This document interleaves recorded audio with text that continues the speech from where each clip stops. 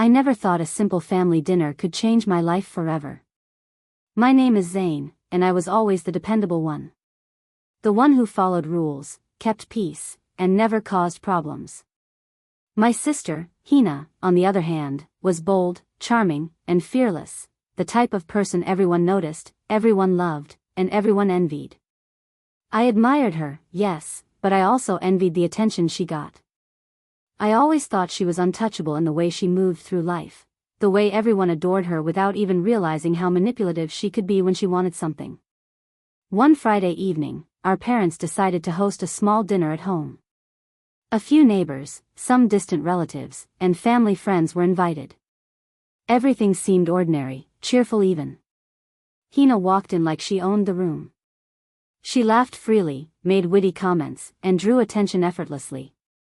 People laughed at her jokes, and I could see the pride in our parents' eyes. As I poured a drink for one of the neighbors, my eyes caught something unusual. A man, unknown to me, had entered quietly and was whispering to Hina in the corner. His tone was urgent, almost desperate, and her expression flickered for a second, a micro-expression I couldn't quite understand at the time. She smiled, shook her head as if dismissing him, and walked away toward the dining table. My stomach twisted with unease, but I shrugged it off. I didn't think much of it then. After all, Hina had always had admirers and friends who might approach her at any time. But that night, when I lay in bed, I couldn't shake off the feeling that something was off. There was tension in the air I couldn't place. The next morning, that tension turned into chaos. I woke up to find my world shattered.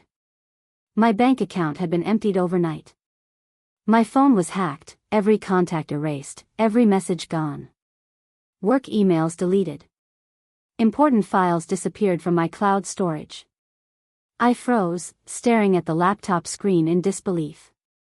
I had always been cautious, careful with my finances and digital life. How could this happen? My heart raced. Panic set in. And then I remembered the man.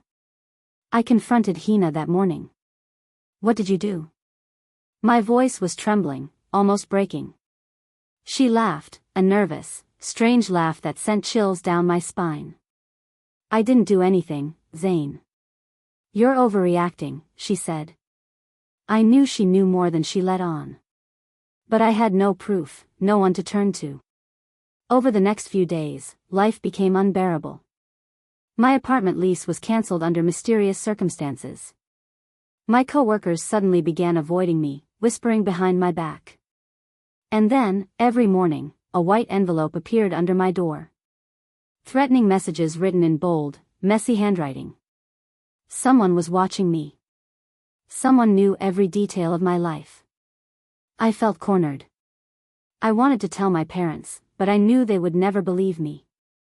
Hina was their golden child. She had been charming, obedient in front of them, and the last person they would ever suspect. One night, I decided I could no longer sit idle. I followed Hina. She met that same man again, in a deserted parking lot behind a grocery store. I hid behind a tree, heart pounding, and listened. My blood ran cold as I realized what was happening. She was planning to take something from me, something she had coveted for years. She envied my independence, my stability, and the respect I had earned quietly. She had been plotting my ruin meticulously. And that's what I decided to do. I let her believe she had me cornered, defeated, and scared. She flaunted her apparent victory, unaware that I had begun gathering evidence. Surveillance footage, chat logs, financial transactions, and recordings, everything she had done, every interaction with the man she was working with, I collected meticulously. Weeks passed. Every day was a careful game of observation and patience. I learned things I never wanted to know about my sister, how charming smiles can hide greed, how laughter can hide malice, and how people you trust the most can betray you in the cruelest way. Finally, the opportunity came. Our parents decided to host a family gathering for my father's birthday. Friends and relatives came over, and Hina was at her usual best, smiling, charming, making everyone laugh. I approached the table calmly, a folder clutched in my hand. The moment I opened it, the room went silent.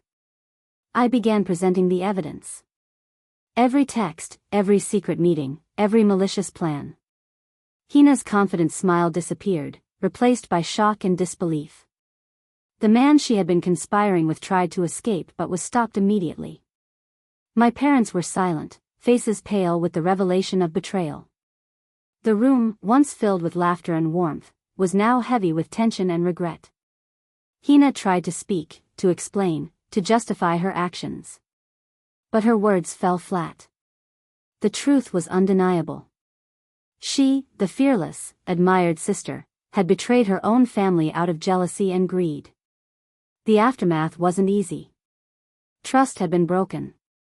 I felt anger, sadness, and a strange relief all at once. Forgiveness was a process, not a moment. But seeing her realize the pain she caused, the destruction she almost brought into my life, gave me a sense of closure. Karma had finally caught up with her. After the dust settled, I realized an important truth: family isn't always about blood or love. Sometimes, it's about awareness, resilience, and knowing when to fight quietly until justice is served. Life taught me that loyalty can be tested, and sometimes survival means outsmarting those closest to you, without stooping to their level. I rebuilt my life, stronger, more cautious, and more aware. Hina's betrayal became a lesson, a reminder that appearances can be deceiving and that the people you admire most can hide darkness behind their smiles. And in the silence of my new life, I found peace, not because my sister had learned a lesson, but because I had survived, thrived, and reclaimed my own story.